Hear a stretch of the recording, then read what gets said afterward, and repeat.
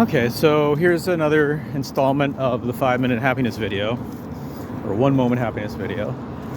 Again, kind of reiterating that 1 moment is oftentimes one of the most powerful ways to create a lifetime of something, whether it be in good habits or bad habits. Just one fix that the addict would kind of plead. Just one more. I just need enough money for one more fix, and then I'll quit. This kind of thing. And the just for now, or one day at a time of the 12-step community, recovery community. Taking things in, how do you eat an elephant one bite at a time? We've heard these little bits of wisdom and or folly over the years.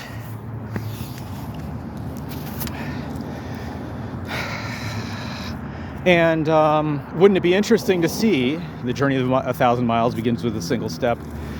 Wouldn't it be interesting to see that we could kind of get ourselves into the crack in the present moment to really make the kind of change we'd love to see, whether we're already successful at things that we really like to take it to the next level, but have somehow floundered in the process, fumbled and floundered and so on, haven't been able to sort of seize the day, carpe diem.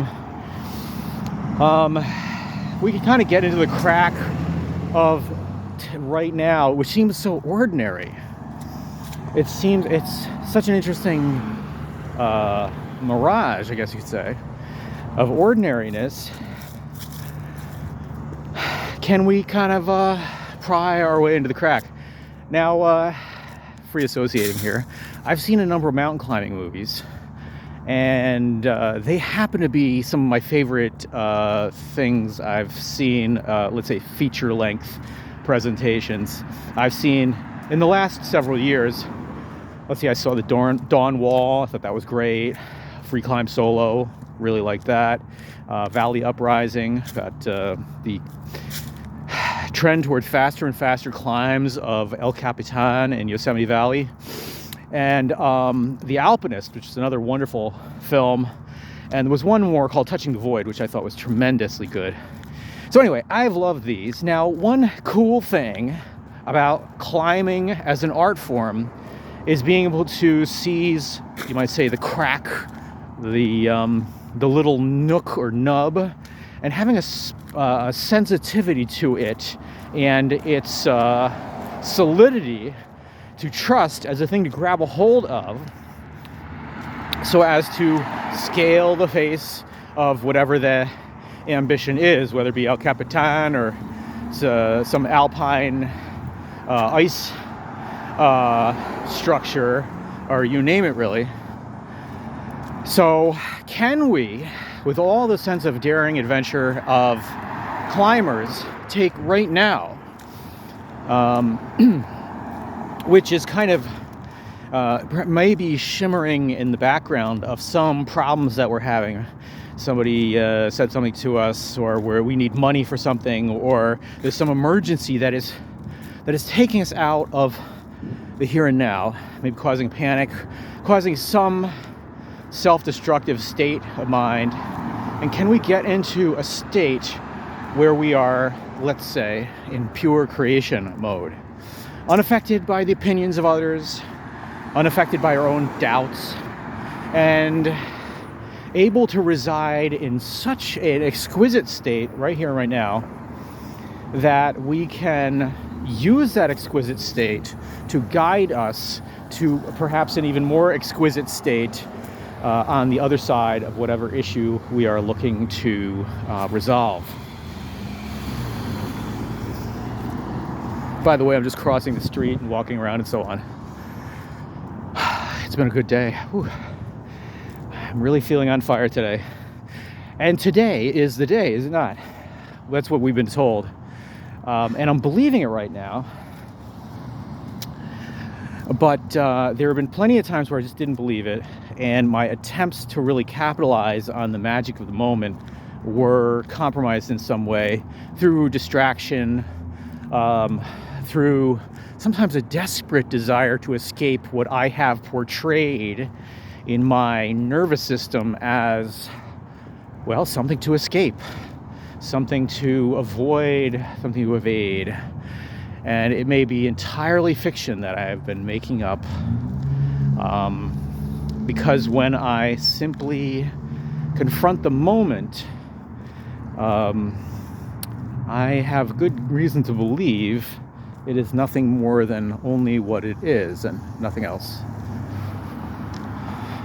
The moment is maybe, if we were to continue thinking of these daring climbers, the moment is maybe one of the scariest things in the world for somebody like a drug addict or somebody with a chronic tendency to worry, an angst-ridden individual who is constantly projecting disasters into the future,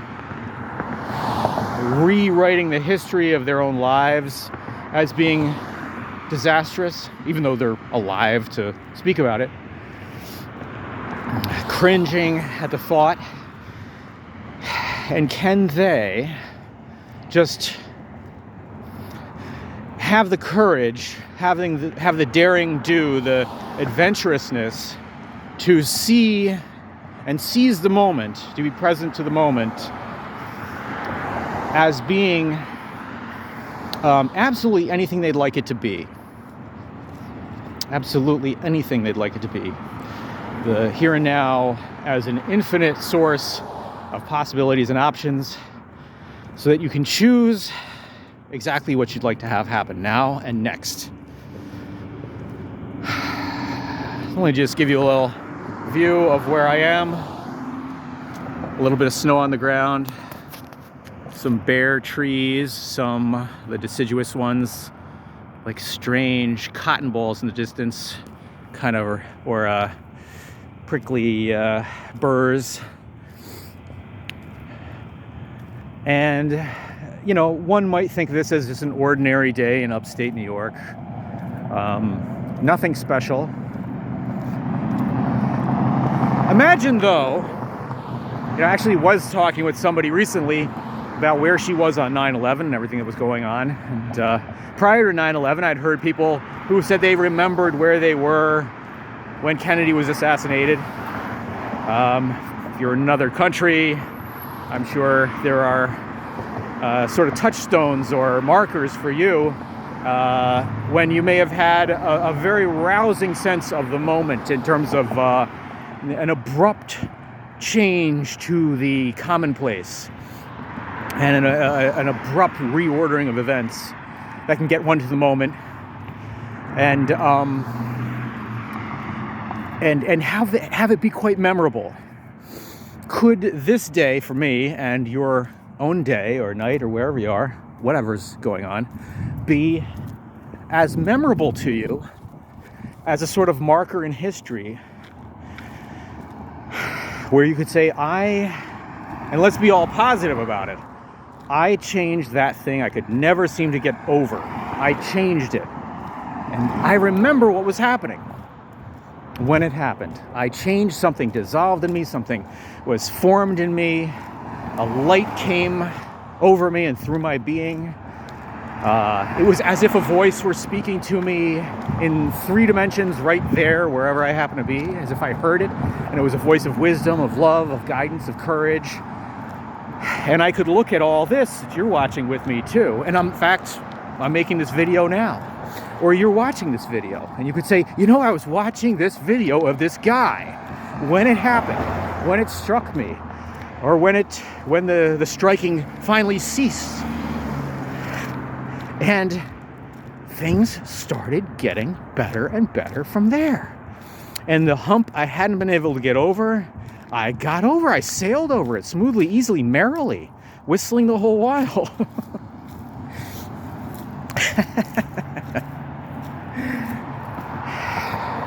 And this is what I experienced when it happened, that life-changing thing. And here's what I remember from that.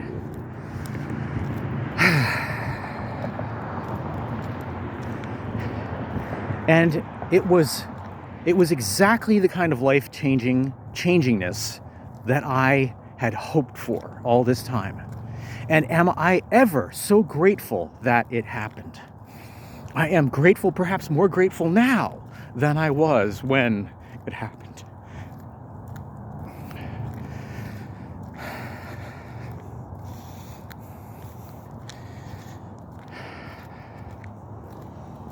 Now, this is a one moment happiness video. And there have been plenty of people who've espoused the here and now, and every so often I'll get it, and most of the time I forget. And the here kind of is the now, because, hey, well, how close to the now can you be but your own body? Here, where you are. It is now. Not projecting into the future, not thinking about the past, but here in my body right now. And it makes sense that people, yogis and so on, would or some type of meditative master would say, breathe, focus on the breathing, focus on the body, focus on where you are, so as to get out of projections and memories and so on.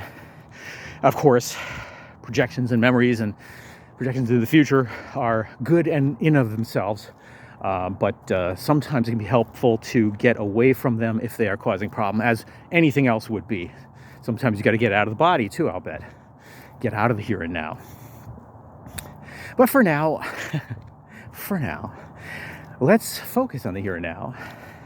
And given that this is what we're dealing with, and see what we can make of it, what wonderful things. And so I'm coming to where I'm staying overnight, this house. I'm going to be entering. There's going to be a little moment of darkness as I enter, and then there will be a light. Okay.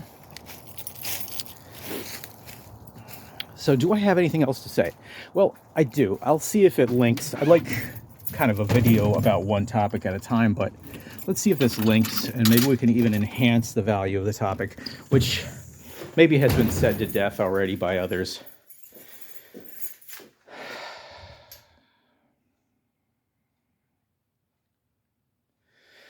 Okay, here I am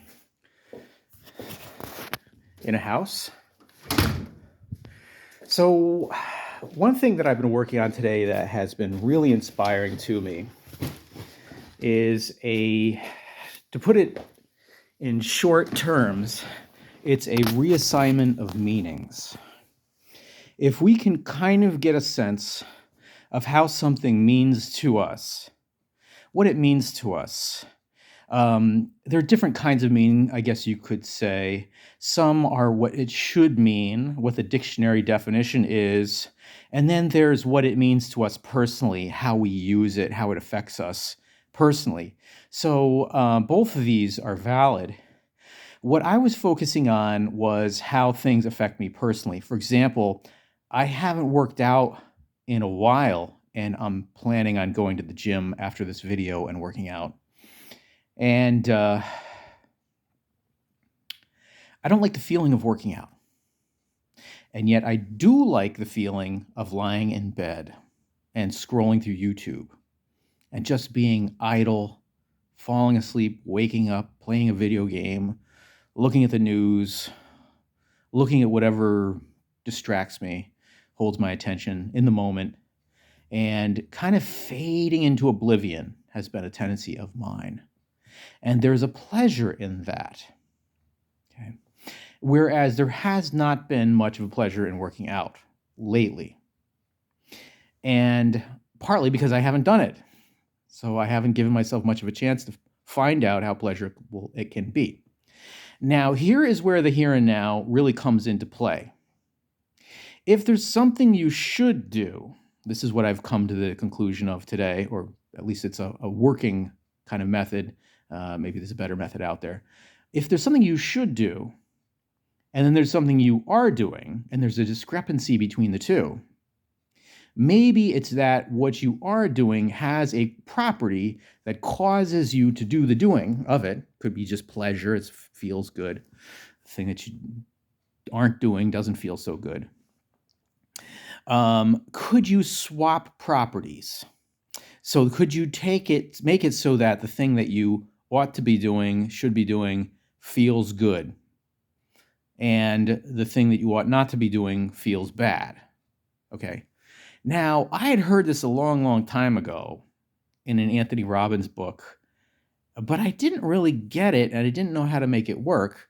But I found a way that I haven't heard anybody say before, at least exactly like this, which is to appreciate the bad feeling. Okay, appreciate it insofar as you can then distribute it over to the thing that you shouldn't be doing.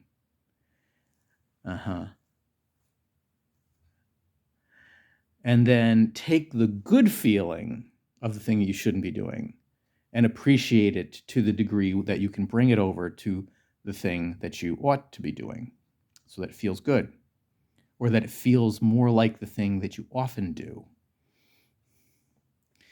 And what you're doing is kind of swapping properties or reassigning meanings. And I could go into this in other videos in the future, and I'm wondering if there's a way I can really bring it home to the here and now. The here and now is a place where you can do this. Now, if you're somebody who, like me, isn't really the biggest fan of working out, but you know you're going to have to as you get older, or it's useful to have the benefits of working out, and you know this, but you've had trouble getting started in it in this moment. And I think working out could be a symbol for just about anything that maybe you ought to be doing more of, in your opinion.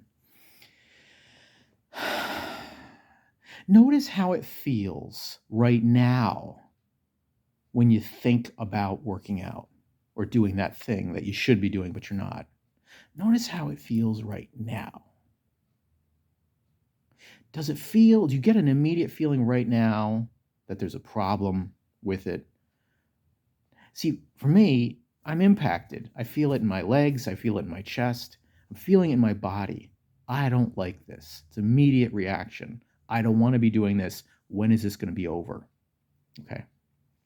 Now, one of the wonderful things about the fact that I'm feeling it right here and right now, when I have the luxury, the creative luxury of talking about this and changing things here with you, as you do with me, given that you have the luxury of watching this video,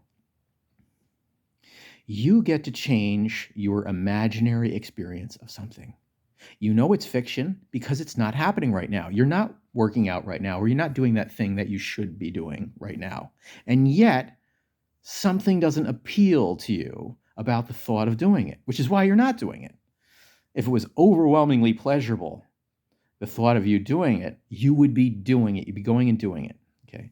So this is motivation. I guess I'm motivating you here. So let's play around with imagining how you'd like to feel while doing that. Now, you have a great number of resources to draw upon. I'm sure that you have felt quite good at something you have done or experienced in your life. Could you remember something you've done that just felt really good so that you wanted to keep on doing it? Could you remember that? Or at least remember that there's a space in your memory where that did happen. Okay. Just kind of get enough of a memory to feel it a little bit. And now let's think of that thing that you have wanted to do but doesn't feel good to do. You should do it, but it doesn't feel good. It's like eating broccoli or something, working out, cutting back the carbs or the sugar in your diet, and really sticking to the things that are going to keep you healthy.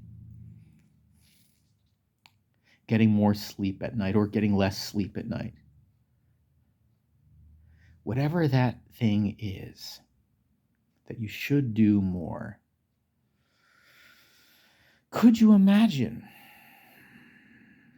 that you are reveling in ecstasy in doing that? Could you imagine? Is that even possible? I think it is not only possible, but it will feel inevitable once you have gotten to the point where it really clicks. And you'll cease to think about it any other way unless you make a willing effort like you're doing right now. Can you imagine? So I'll try it on myself. Could I work out? I do squats. I hate doing squats. I do pull-ups. I dislike pull-ups.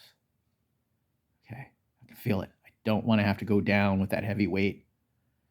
I don't want to have to pull my whole big carcass up on that bar. I can feel it right now. Now, I'm thinking of some other things that I have done. Let's say eating candy, sweets, pizza, lying around like I'm doing so idly right now, or watching YouTube, watching TV. I'm in this sweet haze of numbness. And could I work my way into a sweet haze of numbness in the process of doing pull-ups? Sweet haze of numbness. And then the pull-ups. And then that sweet haze of oblivion. Oh. And the squat. And as I get down to the worst part of the squat, which is all the way down, right when I'm going to have to stand myself with weights on my shoulders all the way back up, can I imagine in that spot, the worst part of the act, that I would feel a sweet haze of numbness expanding in me. And as I expand, I stand with that weight. See, here's another thing. Remember how I was talking about the crevice in the cliff, or maybe the ice in the climbing act? The climber develops acute powers of perception with their eyes, their fingers, their toes, their knees, their elbows, anything they might use to get kind of stuck to that cliff and rise above, or any perception of the slightest fissure into which they could pry their fingers so as to stick to that cliff face and climb further. Any of the slightest things that may perhaps an untutored climber would not notice, these become vital. This heightened awareness, the heightened perception of climbing. And could we kind of climb into this moment into which all transformation is wedged, you might say, or out of which all great transformation comes? There is going to be a moment when the major part of the transformation happens.